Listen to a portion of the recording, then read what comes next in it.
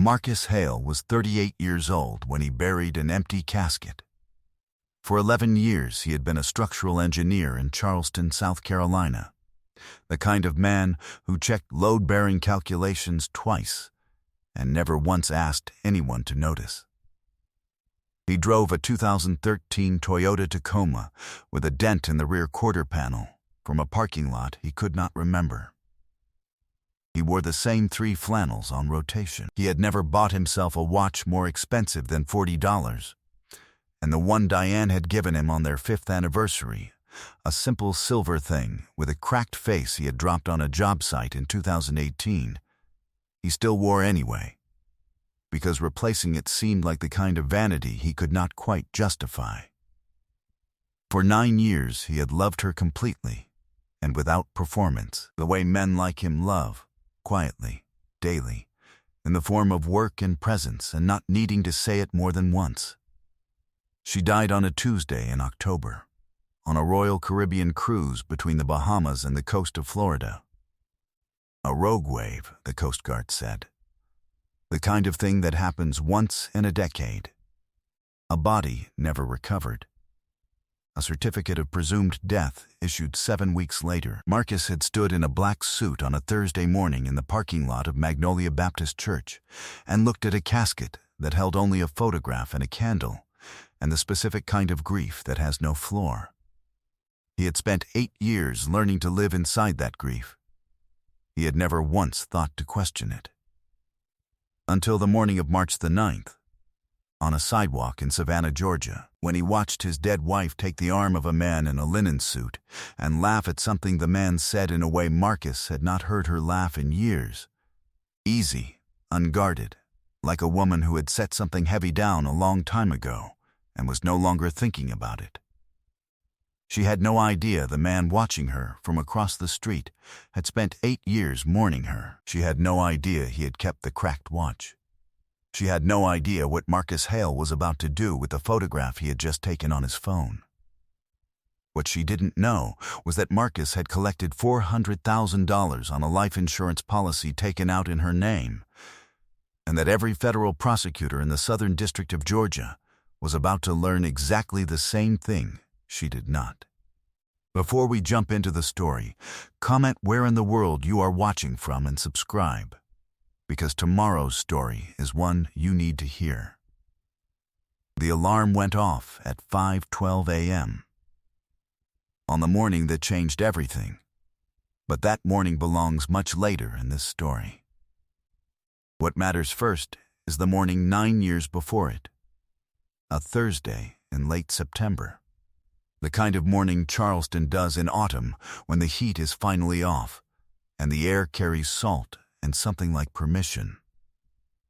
Marcus was at the kitchen table by 5:45 with a mug of black coffee and a set of structural drawings spread across the surface, holding a corner flat with his left palm, while he made notes in the margin with a mechanical pencil.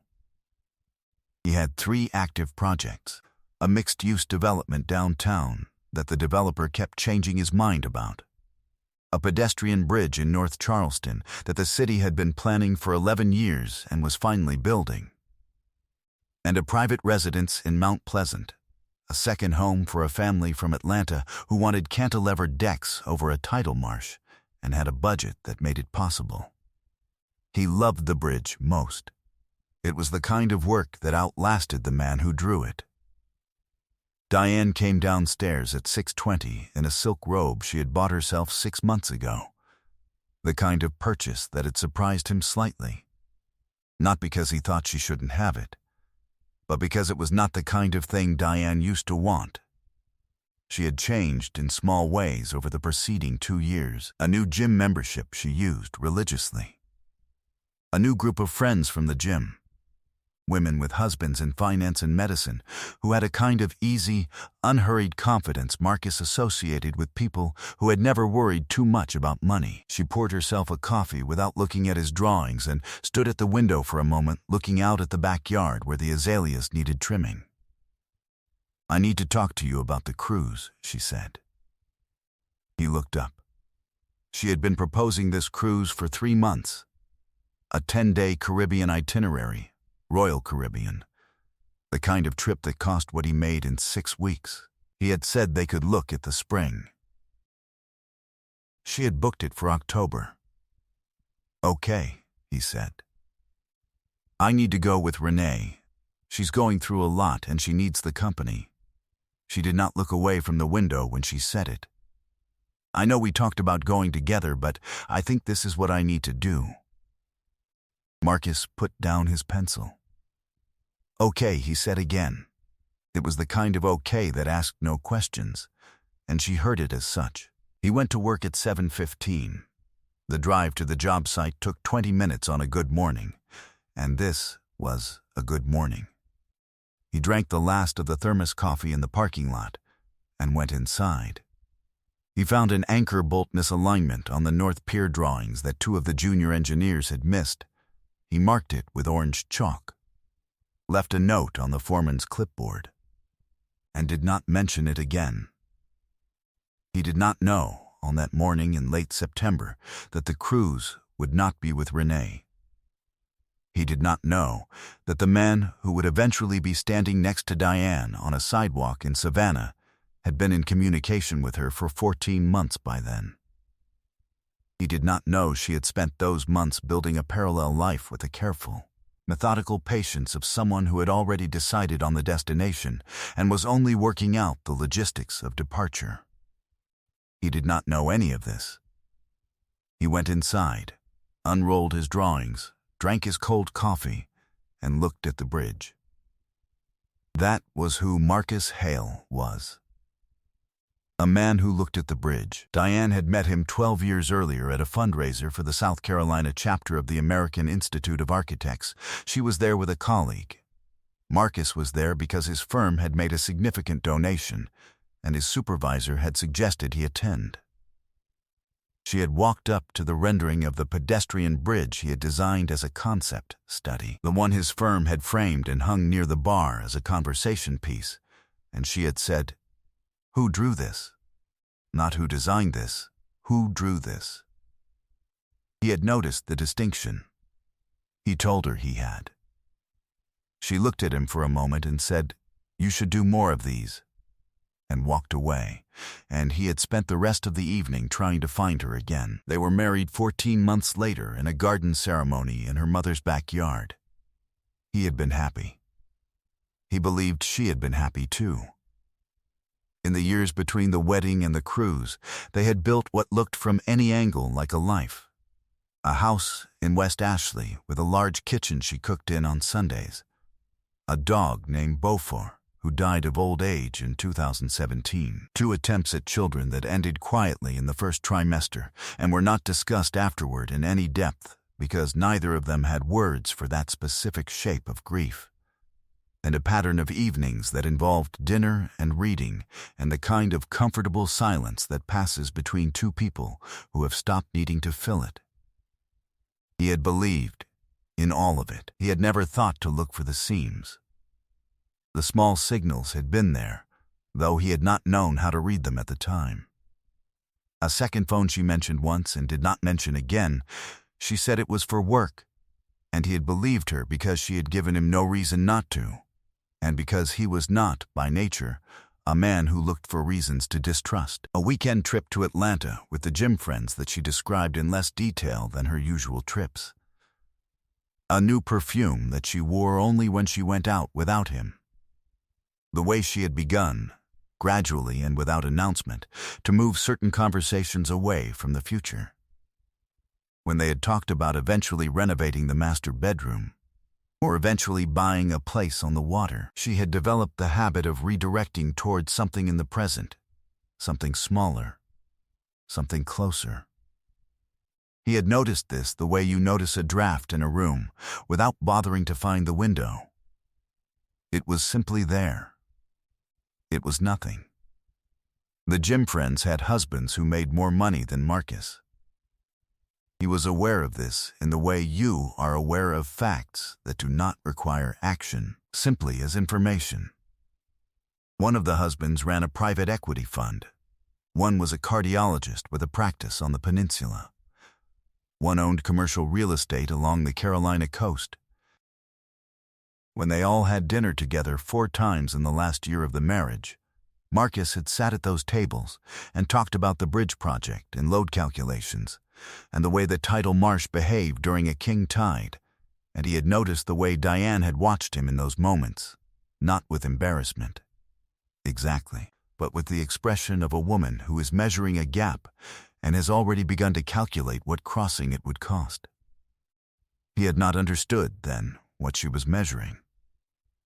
He understood now. The morning she left for the cruise, he had helped her carry 2 bags down the stairs. The larger one had a new luggage tag, not the one they had bought together years ago at a luggage store downtown, but a newer one, leather-edged, monogrammed. He had noticed it and not said anything because it was a luggage tag, and there are not many appropriate comments to make about a luggage tag. He set the bag by the front door. He made them both coffee. They stood in the kitchen for a few minutes in the comfortable silence they had built over 9 years. And he had looked at her and thought, as he sometimes did, that she was the person he had been most glad to find. He had kissed her on the cheek in the airport drop-off lane and said be safe, and watched her go through the doors. He had driven home with both hands on the wheel and the radio off. The day she left for the cruise, a Sunday morning in early October, a sky the color of aluminum. He drove her to the Charleston airport and carried her bags to the check-in counter and kissed her on the cheek and said, "Have a good time. Be safe. Call me when you land." She smiled at him. He drove home. He made himself lunch. He worked on the bridge drawings all afternoon with the windows open, and the dog, a new dog by then, a beagle named Amos, asleep on the floor beside him. She called him that evening from the ship. She sounded relaxed. She mentioned the cabin. She said Renee was already sunburned. She said the food was extraordinary. He asked about the itinerary, and she talked about Nassau and St. Thomas and the private island Royal Caribbean owned that she was looking forward to.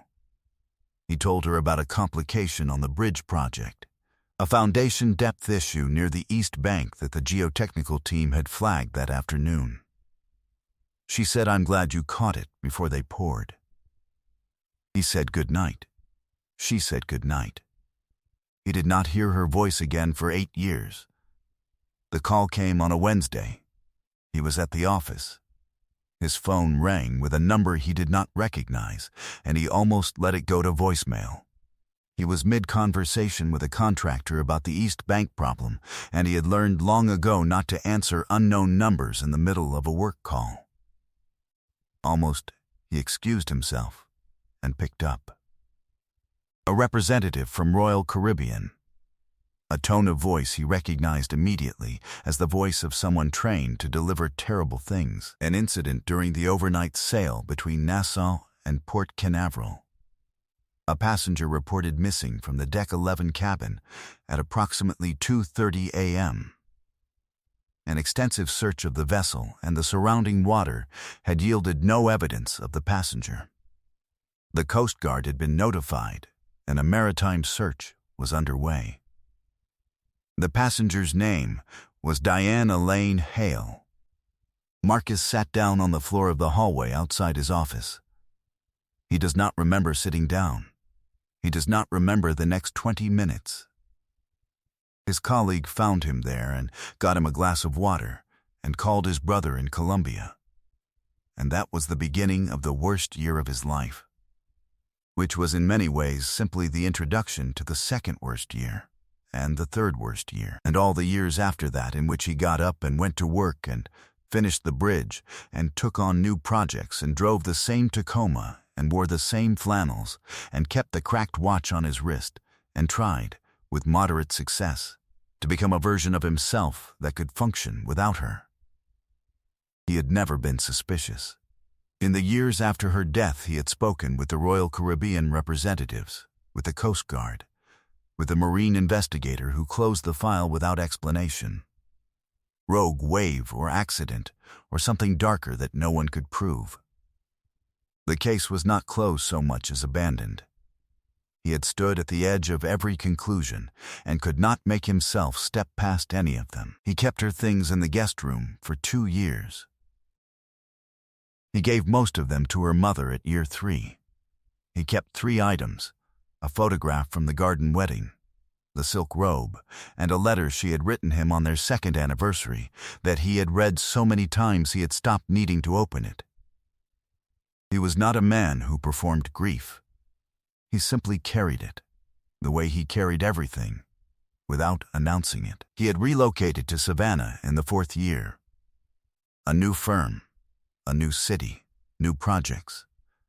The bridge in North Charleston had been completed and dedicated and photographed for the city's annual report, and he had driven past it once on the way out of town and not stopped. He could see the load distribution in his head whenever he needed to. He did not need to stand on it. The grief was the same shape in a new container. He had dated twice, brief, incomplete experiments that ended before they reached anything like feeling.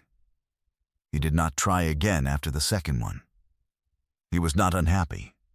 He was simply finished with that particular form of hoping. He was in Savannah on the morning of March the 9th for a site walkthrough on a mixed-use development near the River District. He had finished early. The contractor was running ahead of schedule, an unusual and pleasant fact, and he had 2 hours before his afternoon meeting. He walked toward the historic district because it was a good morning for walking, the kind of low, clear light that makes old buildings look like they mean something.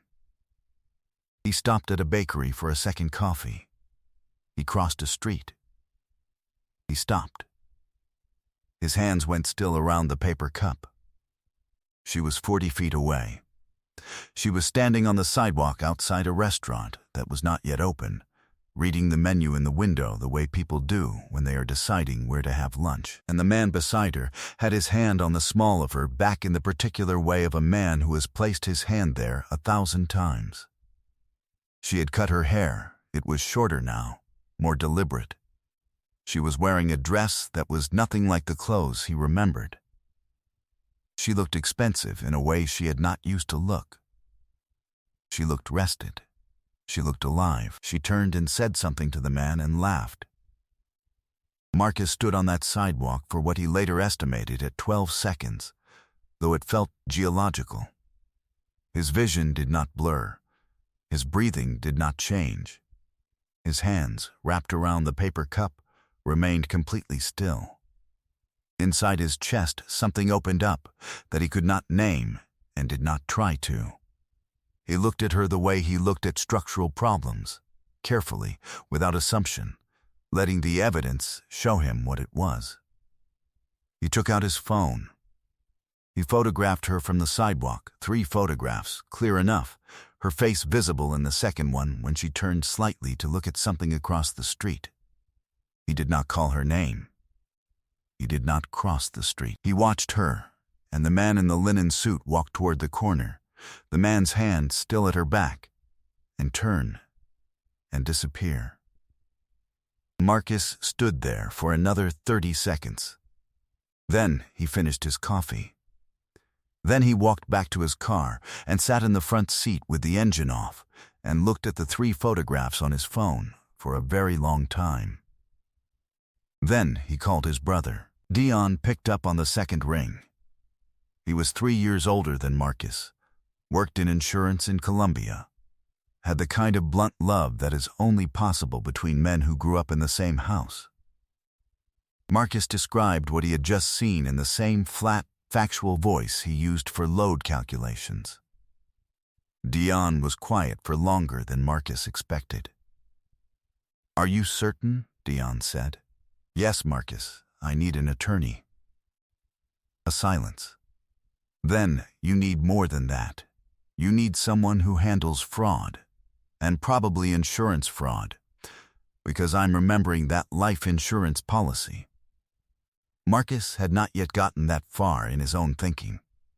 He sat in the front seat of the Tacoma and thought about the policy, a $400,000 term life policy that he had collected after a delay of 14 months and 2 legal processes because presumed death cases required time. He had put the money in a separate account and had not touched it in 7 years. The existence of that account was about to mean something very different than it had meant on any of the mornings he had not thought about it. "Find me someone," Marcus said. He drove to his afternoon meeting. He was 8 minutes early. He reviewed the structural drawings with the client's representative for 90 minutes and raised 4 questions about the Eastern Foundation setback that needed answers before they broke ground. He was precise. He was focused. He did not bring the photographs into the room with him, even mentally. He had learned, over 11 years of engineering, that problems wait. The ones that matter do not require you to run toward them. They are still there when you finish. On the drive home, he called his firm's administrative coordinator and moved his next morning's appointments to the afternoon. He did not tell anyone what had happened. He was not ready to name it yet. He needed to first understand its dimensions. The attorney was a woman named Gloria Ash. Dion found her through a colleague who had used her firm in a property fraud case 2 years before. She had been practicing civil and insurance litigation in Charleston for 26 years, and she had the kind of office that communicated, without stating it, that you were unlikely to find someone better. Dark wood bookshelves floor to ceiling on 2 walls, diplomas from Spelman and the University of South Carolina School of Law. A legal pad with dense notes and a handwriting that was both small and entirely legible. Marcus drove to Charleston on a Friday morning and laid out everything he had on the table in front of her: the photographs, the insurance policy documentation, the dates, the timeline, the name of the restaurant, the name of the street, a description of the man in the linen suit, and she listened with her hands folded on her desk and did not interrupt him once. When he finished, she was quiet for a moment. Then she said, "The insurance policy alone is federal fraud. We will want the photographs analyzed and verified before we do anything further. I am going to recommend a private investigator I have worked with for 14 years, and I am going to recommend we move carefully and completely before we touch anything official. Do you understand the distinction?" "Carefully and completely," Marcus said. "This is not a situation where speed is your advantage," she said. "You have already waited 8 years. You can wait 6 more weeks. What matters is that we build something she cannot walk away from." He drove back to Savannah. He went home. He made dinner. He looked at the photograph from the garden wedding that still sat on the shelf in his study, Diane in white at her mother's backyard, laughing at something her cousin had said just off camera, her eyes almost closed, her face completely open. He looked at it for a long time. Then he turned off the light and went to bed. The private investigator was a man named Carl Beaumont, compact and unhurried, with the particular stillness of someone who had spent decades being patient for a living. He met Marcus at Gloria's office 2 days later and asked clear questions with a small notebook on his knee, and wrote the answers in a handwriting so small Marcus could not read it from across the table. He asked for the photographs. He asked for every detail Marcus could provide about the man in the linen suit. He asked for the name of the restaurant. He took the documentation and said he would need 3 weeks.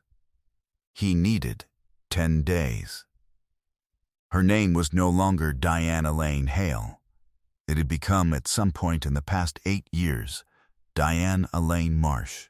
She was married to a man named Jeffrey Marsh, the linen suit, who was a commercial real estate developer based in Savannah, with significant holdings in 3 coastal Georgia counties.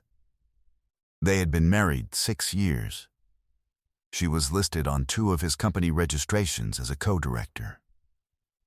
They lived in a 6-bedroom house on the Isle of Hope that was worth what Marcus made in 15 years. They belonged to a country club. They had attended 3 charity galas in the past calendar year. She was photographed in the society pages of a Savannah magazine in November, standing beside Jeffrey at a development summit. wearing a dress that cost more than the first car Marcus had ever owned. She had not exactly been hiding. She had simply been living somewhere Marcus would never think to look, inside a life he would never have thought to imagine for her.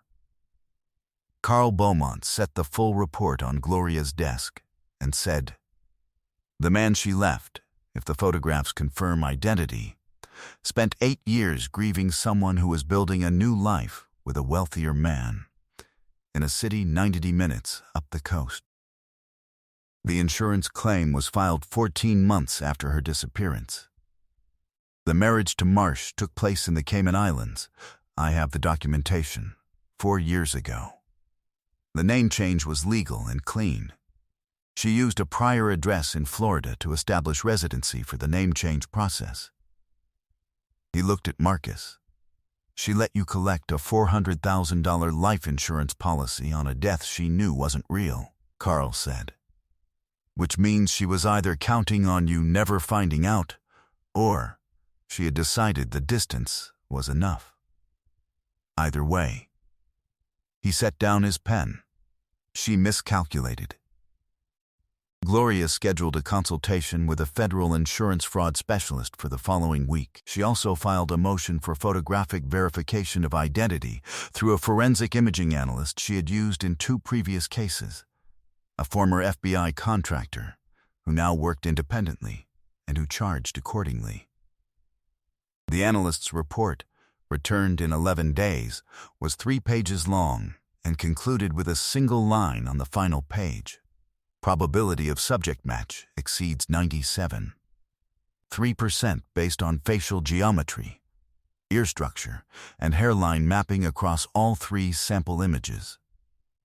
Marcus read the report at his kitchen table, the same way he read structural analyses, carefully, without rushing, taking the time to understand exactly what each line was saying before moving to the next.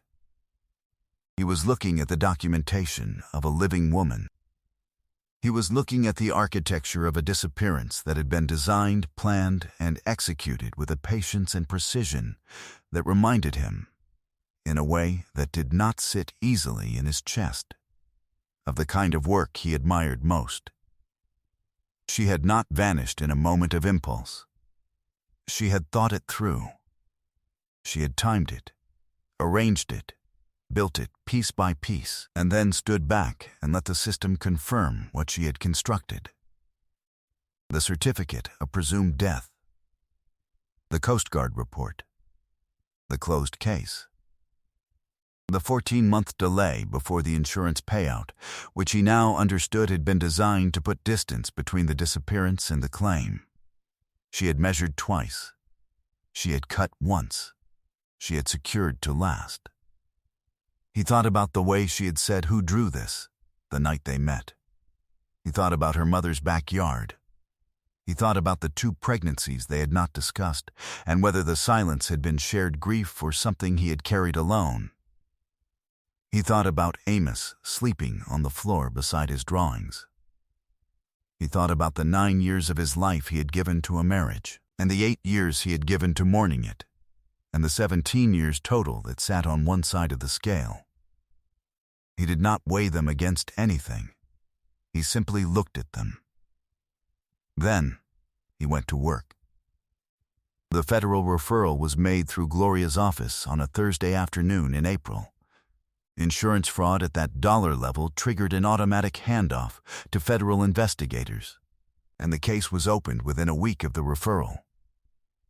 Before the referral was filed, Gloria had assembled a package of documentation that her fraud specialist described during a phone call Marcus was not on as the cleanest evidentiary presentation he had seen on a presumed death fraud case in his 20-year career. The photographs. The forensic analysis, Carl Beaumont's full investigative report. The insurance policy and claim documents. The timeline of the name change and the Cayman Islands marriage. The Savannah magazine photograph from the development summit. Carl had also located, through a combination of public records and professional contacts, the original Royal Caribbean incident report, a document Marcus had never been shown, which described the circumstances of Diane's disappearance with a specificity that raised questions the original investigators had apparently not felt compelled to pursue. The incident report noted that the cabin had been found in unusual order for a disappearance scenario, that the passenger's passport, identification documents, and a prepaid debit card registered to a name other than Hale had been absent from the cabin when it was searched, that a crew member had reported seeing a woman matching Diane's description in conversation with a man on Deck 9 at approximately 1:15 a.m., the same deck where emergency tender access was located. None of this had been flagged at the time. The Coast Guard had classified the case as an overboard incident and closed it when the search produced no body. Gloria's fraud specialist called it, on the phone call Marcus was not on, a masterpiece of misdirection that had only failed because the woman executing it had underestimated the durability of the man she was disappearing from. Every piece in its place, every date verified, every gap closed. Marcus was interviewed twice, once by phone with Agent Torres, a federal investigator with the FBI's Financial Crimes Unit, and once in person at a federal building in Savannah. Both times he answered every question in the same quiet, organized way he answered all questions, with documentation laid out in front of him and nothing added that was not asked for. Agent Torres asked him once, near the end of the second interview, whether he had considered contacting his wife directly. "No," Marcus said. "Why not?" He thought about the answer for a moment, the way he thought about all answers before giving them. "Because it wouldn't have changed the evidence," he said, "and because I didn't want to give her time to change anything else." Agent Torres made a note. The interview concluded 20 minutes later. While Marcus was building, the world on the Isle of Hope continued without interruption. Jeffrey Marsh was completing a development deal on a parcel of commercial land in Bryan County, a project that had been in negotiation for 2 years and that he was expecting to close in the third quarter. He and Diane attended a dinner at the country club on a Friday in April and were photographed by a member on a phone camera that would eventually be reviewed by federal investigators as part of their evidence collection. She was wearing the kind of effortless confidence that Marcus had watched grow in her over the last 2 years of their marriage, now fully developed, now completely at home in itself. She held her wine glass the way people hold things when they have stopped noticing that they are holding them. She did not know about Gloria Ash. She did not know about Carl Beaumont. She did not know that 11 days earlier a forensic imaging analyst had matched her face, with a probability exceeding 97.3%, to photographs taken by a man she believed was living a small, self-sufficient life in a city 90 minutes away. She did not know that the federal case file with her name on it, her old name, the real one, was already open and already moving. She did not know, and this is the part that would settle into her chest later like something cold, that Marcus had never once touched the $400. No. That it was sitting in an account he had not looked at in 7 years, exactly as he had left it, because something about spending it had always felt wrong in a way he had not been able to name. He had thought it was guilt. He had thought it was grief. He had not understood until the moment he saw Carl Beaumont's report that what it actually was, all along, was accuracy. Some part of him had known, without knowing how it knew, that the money was not his to spend. The federal contact came on a Tuesday in May. He was in his office reviewing foundation calculations for the Savannah waterfront crossing when Gloria called. The federal investigators had located and confirmed Diane's identity. They had served her at the residence on the Isle of Hope that morning at 8:47 a.m. Jeffrey Marsh had been present. The charges: insurance fraud, wire fraud, conspiracy to commit fraud, making a false statement to a federal agency in connection with the original Coast Guard investigation, carried federal penalties that Gloria outlined with the specificity he had learned to expect from her. Minimum sentence guidelines. Maximum exposure. The particular mathematics of a life that had been constructed on a documented lie. "What happens now?" Marcus said. "She will almost certainly cooperate," Gloria said. "The evidence is complete. There is no version of this where she wins a trial." And Jeffrey Marsh. His attorneys contacted the federal investigators the same morning. A pause. He did not know she was legally presumed dead. His involvement appears to be genuine ignorance. He believed he was marrying a divorced woman named Diane Marsh, who had changed her name after a difficult first marriage. Another pause. He has filed for divorce. His attorneys indicate he intends to cooperate fully. Marcus looked out the window of his office at the street below, where the morning traffic moved in both directions with the complete indifference of a world that had not stopped for any of this. "Okay," he said. "There is one more thing," Gloria said. "She has requested, through her attorney, a conversation with you. You are not required to agree. I would not recommend it before the federal proceedings conclude. But I am required to tell you." "Tell her attorney I'll consider it," Marcus said. He hung up. He sat at his desk for 4 minutes without moving. Then he opened his foundation calculations and found his place and kept working. On the Isle of Hope, the morning of the federal service had not gone the way any morning on the Isle of Hope was supposed to go. 3 agents had arrived in 2 vehicles at 8:47 a.m.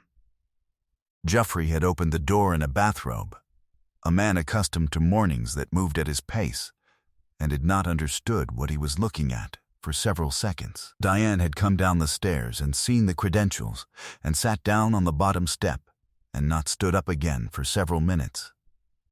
Jeffrey had called his attorney from the kitchen while the agents waited in the foyer, and the attorney had said 8 words that rearranged everything. "Don't say anything until I get there." Diane had sat on the bottom step of the staircase in the house on the Isle of Hope, with her hands in her lap, and looked at the 2 agents standing in her foyer and understood, with the specific clarity that only comes when the thing you have been afraid of finally arrives and turns out to be exactly as large as you feared, that the life she had built had a foundation she had never properly inspected. She had built it the way people build things when they are confident and in a hurry, quickly, attractively, without checking the load-bearing elements underneath. She had trusted that Marcus would stay where she had left him. She had trusted that the distance would hold. She had trusted the architecture of her own disappearance the way he had trusted the marriage, and for the same reason, neither of them, she now understood, had thought to look for the seams. The difference was that he had found his seams by accident, on a sidewalk in March, on a good morning for walking. And he had looked at them the way he looked at everything, carefully, patiently, without flinching, and then gone to work. She had thought his silence was passivity. She had been entirely wrong about that. Jeffrey's attorney arrived at 10:15 a.m. and spent 40 minutes in the kitchen with his client and emerged with the controlled expression of a man absorbing information that will require significant restructuring of his professional calendar. He asked the agents a series of procedural questions. He asked Diane one question, quietly, near the bottom of the stairs.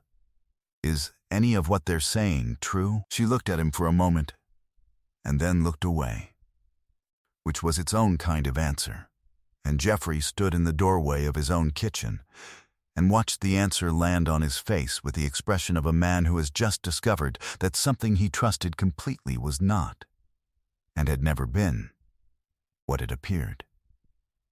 He called his divorce attorney that afternoon. The filing was submitted within the week. The federal proceedings moved through the summer and into autumn with the particular grinding patience of institutional machinery. Diane's attorney negotiated a cooperation agreement in late July. full cooperation with the federal investigation, full repayment of the insurance fraud, the $400,000 principal plus federal penalties and interest, bringing the total obligation to $487,000.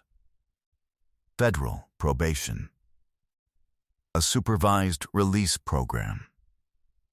The specific contours of a life that had been constructed on a lie and now required reconstruction on whatever remained when the lie was removed. The development deal Jeffrey had been working toward in Bryan County did not close. His business partner, upon learning the details of what had occurred, exercised an exit clause in their partnership agreement and withdrew from the deal in September. Two of Jeffrey's investors, men who had known him for decades and who valued, above everything else, the specific quality of not being surprised, quietly began reviewing their exposure to his other projects. A property in Chatham County that Jeffrey had been planning to refinance was put on hold while his attorneys assessed the fallout. He had done nothing legally wrong, and the courts agreed, but the wrong kind of attention had landed on him anyway, and in commercial real estate, attention of that kind is its own kind of damage. Diane moved out of the Isle of Hope house in October. She took what she had come with, which, when you removed the items purchased with joint funds under investigation, was not very much. She rented a one-bedroom apartment in a neighborhood of Savannah she had not been to before. She got a job at an administrative services firm, a position that paid $41,000 a year, which was less than she had spent in a single month during the first year on the Isle of Hope. The women who had attended the country club dinners with her stopped returning calls. The way people stop returning calls when the story attached to a name becomes complicated. The charity galas she had appeared at continued without her. The society pages of the Savannah magazine did not notice the absence.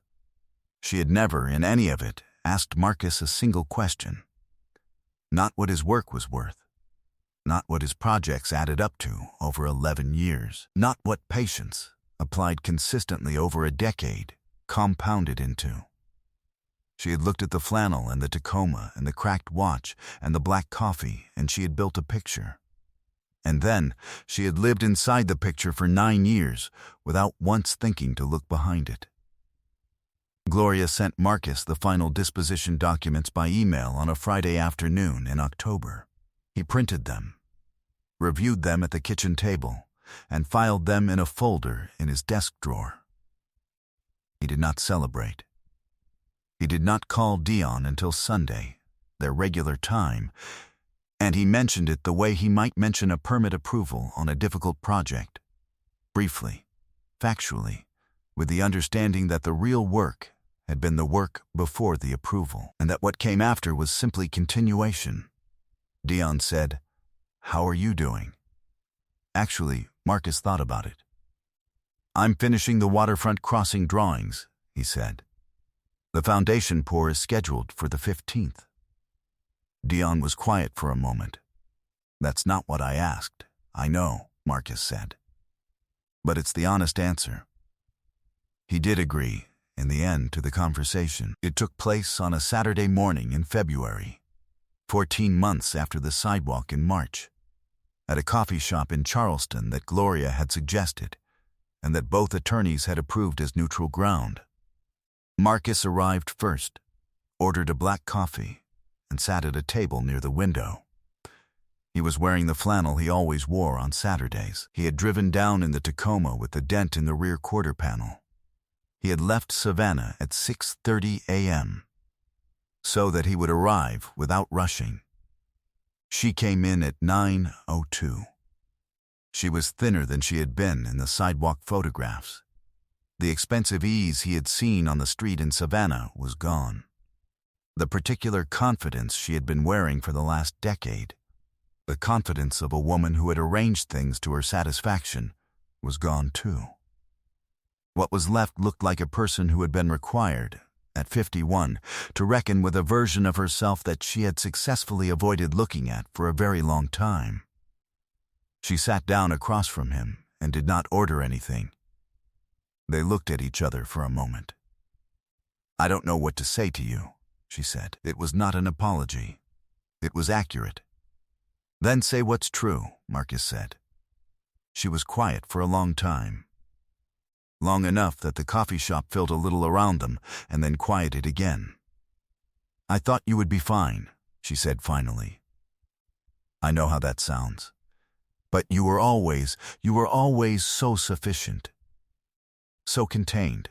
I told myself you would grieve and then you would build something else, the way you always built something else." She looked at her hands on the table. "I didn't think about the watch." He said nothing. "I didn't think about what it would actually cost you," she said. "I thought I had done all the thinking, and I had not done the most important thinking." Marcus looked at her across the table. He looked at her the way he had looked at her that first night, across a crowded room, when she had walked up to his bridge drawing and asked who drew this. He had spent 9 years loving that woman, and 8 years mourning her, and 14 months watching a federal case dismantle the architecture of her disappearance brick by brick, and he was sitting across from her now in a coffee shop in Charleston on a Saturday morning in February, with a cup of black coffee going slightly cold. And what he felt was not what he had expected to feel. It was not rage. It was not grief, exactly. It was something much quieter and much more complete. It was the feeling of a man who has been handed a very heavy thing, has carried it for a very long time, and has finally been permitted to set it down somewhere and walk away from it. "You made a decision," he said, "and then you spent 8 years living inside the decision the way you always lived inside your pictures of things, without ever going back to check if the picture was real." She looked at him. "You decided I was sufficient," he said. "You decided I would build something else. You decided you knew exactly what losing you would cost me, and exactly what I could carry. You were wrong about every single one of those things." He picked up his coffee. "That is what I need you to know." She nodded. She did not cry. He gave her credit for that. "Is there anything you need from me?" she said. "No," he said. He stood up. He adjusted his jacket. He carried his cup to the counter and thanked the woman behind the register and walked out into the February morning. He did not look back through the window. He did not wait to see if she watched him go. He got in the Tacoma and drove north on 17 with the windows down slightly because the morning was cold but not uncomfortably cold. And the salt smell was coming in off the water, and the radio was playing something he half recognized and did not bother to name. He was home by noon. He reset the fence on the east side of the yard that afternoon, a straightforward job. 2 posts, a level, 60 minutes of focused work. He dug the posts deeper than strictly necessary, because he built things to last. Amos II, a terrier mix he had adopted the previous spring from the county shelter, watched from a safe distance with the constitutional suspicion of a dog who had not yet decided whether outdoor projects were a threat. By the time Marcus packed up the tools, the fence was plumb, and the dog had fallen asleep in the last of the afternoon sun. Marcus washed his hands at the outdoor spigot and looked at the fence for a moment. He looked at it the way he looked at everything he built, not with pride exactly, but with the particular satisfaction of a man who measures twice and cuts once and finds, when he steps back, that the thing is where it is supposed to be and will remain there. Then he went inside. He made dinner. He called Dion, and they talked for 40 minutes about nothing related to any of this. Dion's youngest had a soccer tournament. There was a drainage problem at the Columbia House. They talked for 10 minutes about a college basketball game neither of them had managed to watch in full. Marcus did the dishes while they talked, put them away in the right places, and sat down at the kitchen table with his drawings when Dion hung up. The waterfront crossing in Savannah was on schedule. The foundation pour had gone cleanly on the 15th. The steel arrival was confirmed for the 3rd week of March. He had been to the site 16 times and expected to go 16 more before the span was complete. It was a modest bridge by some standards, a pedestrian crossing over a tidal channel in a neighborhood that had been waiting for it for a long time. And it would outlast everyone involved in building it, which was the only metric that had ever mattered to him. He opened the drawings and found his place. Outside, the February evening was settling in. The fence held its line in the last of the light. The dog was inside now, in his particular corner of the living room, breathing the slow breath of a creature who had concluded that the day held no further surprises.